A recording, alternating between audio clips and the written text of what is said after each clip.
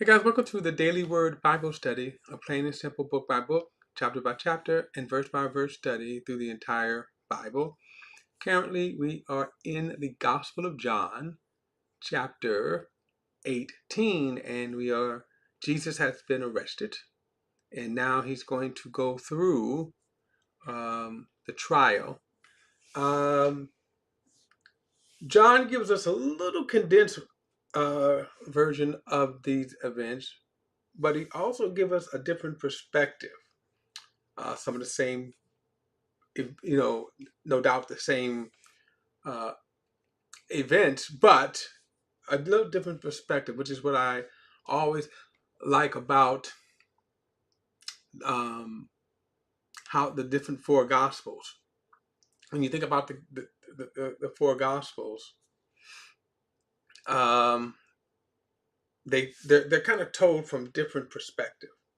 So imagine you had a four-way stop sign. So if you had a four-way stop sign and you saw an accident, you can get four different views. Same accident, but you're going to see one from east, you're going to see one from west, one from the north, and one from the south. So the events is the same, but then what will happen is they may tell different details. So this is kind of where we are with the gospel. So let's jump into it, and we're going to pick it up at verse number, where are we going to pick it up at? Verse 28. All right, so we're going to pick it up at verse 28. Now, I did say what was interesting, how Peter denied the Lord. And I think it's important to understand that Peter's denial, Luke gives us one of the most chilling, I'm going to say chilling, recordings of it.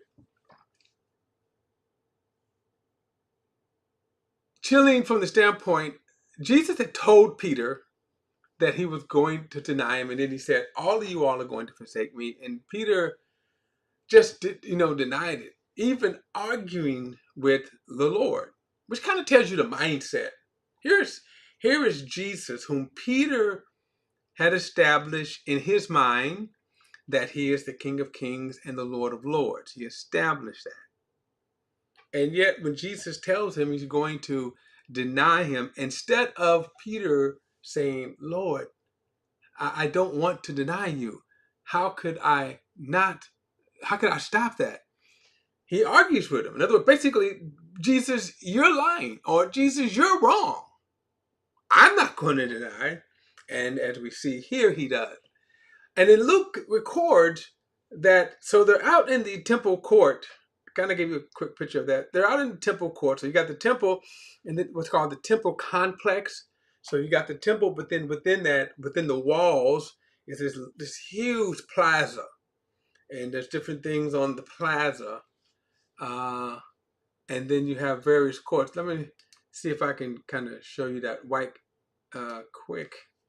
I didn't plan on that, so I got to scroll up. Y'all can't see this, but I got slides here that when I show, so, and since I did not prepare for it, I think this is it here. No. Oh, here it is. Okay. So this is kind of a little picture here. So here's how, in a sense, it would look from another angle, the walls of the temple. And then as you can see, there are different things that's going on in the plaza, right? In the plaza. And so, the only the priests would go into the temple, but then everybody else would be out in the plaza. Now, when Jesus was arrested, he was somewhere out on the plaza, and then he was sitting out on the plaza, And then um, we'll go back now. When Peter denied him, Jesus turned and looked at Peter. So he was right there. That's what makes that kind of astounding. All right. So verse 28, it says, then they took Jesus from Caiaphas to the governor's headquarters. It was early morning. Now, as I said, there was actually kind of two hearings before. They took him to Annas, and then they took him to Caiaphas, and then they took him to Jesus. These were kind of kangaroo courts. The Jews could not execute anyone. Rome did not give them that law, even though they had certain freedom. They had temple police. They could do certain things under the law. And then ultimately, in this case, when it becomes serious, they brought him before Pilate. Then they took Jesus from Caiaphas to the governor's headquarters. It was early morning. They did not enter the headquarters themselves, otherwise they would defile and be unable to eat the Passover. Now, again, I have to kind of tell you the hypocrisy of the Jews here. And this is kind of religion. This is religion. See how, notice, here they are so, particular to obey the law, right? They're not going to go into the Gentiles' court because that would defile them, even though the law doesn't say that. For the priests, yes. Now, the Pharisees, I don't know if they were considered priests. But their whole thing was, and this is because of the religion, the corruption of religion. But think about this. Here they are thinking, I am not going to go into the Gentiles' court because I would be defiled and I wouldn't be able to celebrate the Passover, at the temple. Now, under the law, you could, if you, for example, if you touched a dead body, you was defiled. You couldn't celebrate the Passover that way. You couldn't go into the temple complex. But now think about this. They had just lied. They had just framed, or they are framing, an innocent man whom they know to be innocent, and yet in their minds they think God is going to be pleased with us because we're not going to defile ourselves by going into the temple court. So, verse 29, then Pilate came out to them. Now, let me just say this. Pilate was irritated. The Jews, the Romans, they wasn't that fond of the Jews. So the fact that he had to come out to them probably irritated him. Then Pilate came out to them and said, what charge do you bring against this man? They answered, if this man weren't a criminal, we wouldn't have handed over to him. They lied. And that's what I'm saying. They're liars, and yet at the same time, they're going to be so particular to obey the Passover. Verse 31, so Pilate told them, take him yourselves and judge him according to your law. And he says, it is not legal for us to put anyone to death, the Jews declared. They said this so that Jesus' words might be fulfilled, signifying what kind of death he was going to die. Then Pilate went back into the headquarters, summoned Jesus, and said to him, are you king of the Jews? Now, this was the kind of question that he was asking, because again, if he was the king, if he was going to lead a revolt, that would be treason. That you would be crucified for that. Jesus answered, are you asking this of your own, or have others told you about me? I'm not a Jew, am I? Pilate replied. Your own nation and chief priest handed you over to me. What have you done? Now, notice the question here. By the way, Pilate knew that the Pharisees were full of it. Just so we're clear, Pilate knew that the Pharisees, and what testimony is that? He knew they're crooked. They know they're crooked. But Pilate was in kind of so history tells us, Pilate was in a very precarious place because One, he was in trouble with Rome, so he had his own issues. So he couldn't afford this kind of, if things got out of hand here in Jerusalem. So that's why he's kind of tap dancing here. Verse 36, my kingdom is not of this world, said Jesus. If my kingdom were of this world, my servants would fight so that I wouldn't be handed over to the Jews. Well, Peter did try, okay. As it is, my kingdom does not have its origins here. You are a king then? Pilate asked. You say that I'm a king, Jesus replied. I was born for this, and I've come into the world for this, to testify to the truth. And everyone who is of the truth listens to my voice. What is truth? Pilate said. Right? So what is truth? Okay, what is truth? Kind of a, and this is a good question. I don't know. I detect sarcasm. What is truth? But notice he first asked him. He says, "Now, you are a king." That's what you're telling me. You're telling me you're a king. In other words, Pilate was.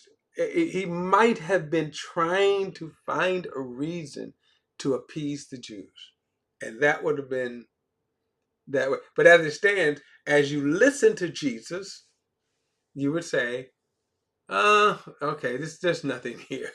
There's nothing here.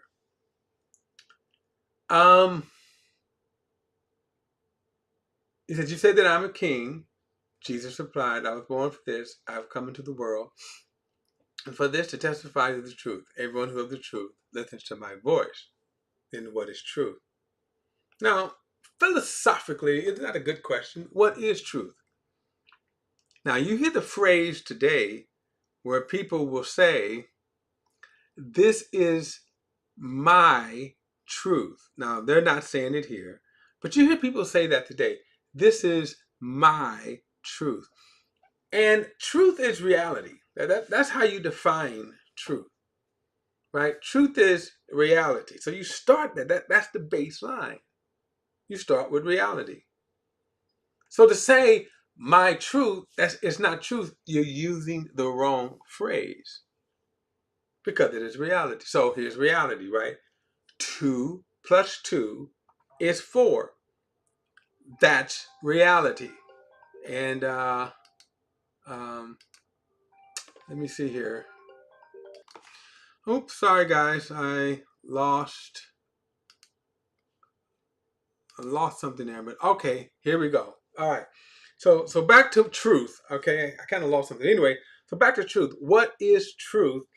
And so 2 plus 2 is 4. Now that's reality. Now how do we know that? First, we start off with grammatics. We go language, right?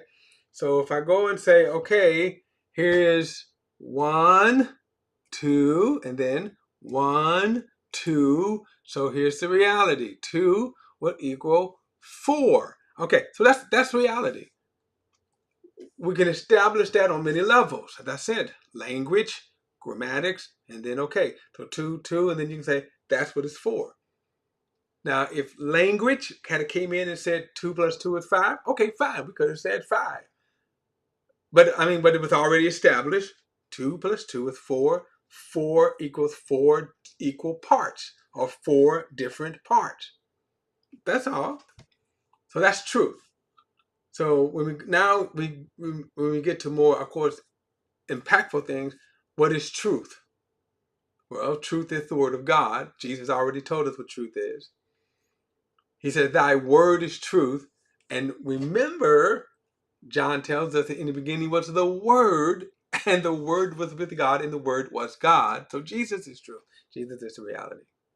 And we can get a lot deeper into that as far as, again, what is truth?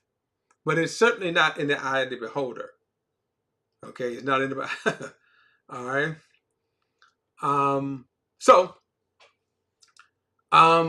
So Pilate, I think, is asking this question, kind of, half, kind of half. What is truth? Half. So, all right. After after he had said this, he went out to the Jews again and told them, I find no grounds for charging him. Now, in any other situation, this would be an indictment on the Pharisees. In other words, in any other legal system, this should have ended. In other words, this is what you all brought me. I question him. I find no ground for charging him. But now here's the reality. Look at what he said. You have a custom that I release one prisoner to you at the Passover. So do you want me to release to you the King of the Jews? And they shouted back, not this man, but Barabbas. Now, Barabbas was a revolutionary. Now, Barabbas wasn't, now the Jews, and this is again, kind of go back, this is in a sense, this is Pilate's kind of worst nightmare. And the reason why is because, notice what he asked first. He kind of tried to lead them on, and he wasn't expecting this. And by the way, I think no one could have expected this because, remember, Jesus has said, and for this, the Gospel of Luke tells us. So he comes along and he says that the I kind of lost my train of thought here, but he said not Barabbas. I'm talking about Barabbas. I lost my train of thought. Pilate was saying Pilate knew that Jesus was innocent. But at the same time, he couldn't afford beef with the Pharisees. Now, here is the one thing. So Luke's gospel tells us it's more intense. This scene is very condensed. I told you John giving us a condensed, but this and Luke give us a lot more detail. And this is very condensed. They were shouting. And basically, Pilate is wringing his hands saying, I don't know what's going on. But we also know that this was driven by the forces of darkness, Satan himself. And so logic is out of the place. He couldn't understand. When he said, do you want me to release you the King of Jews? That should have been logical. That should have been, okay, great. And yet, they are, he's tripped out. Now, of course, we don't get this here, right? But I mean, notice they said they shouted back. And they kept shouting this.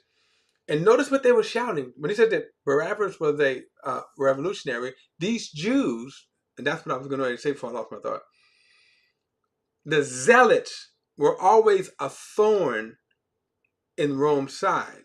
Not so much of a thorn either, because they wasn't even that powerful, but like flies. They would revolt. They were trying to overthrow the government, but yet they were proverbially bringing knives to gunfights. And they would lose every one of them. And that's how he ended up getting arrested. Barabbas got arrested because he, and then he ended up committing murder. And so he was going to be crucified. And so what is going on here is Pilate is like, why are you picking a murderer over an innocent man? This man is innocent. Why are you picking a murderer? And that's what makes then all of this so crazy, because they were shouting, the crowd, and notice the crowd, and then the crowd was instigated by the Pharisees. But yet the Pharisees, remember, they didn't want to go into the Gentile course. They didn't want to be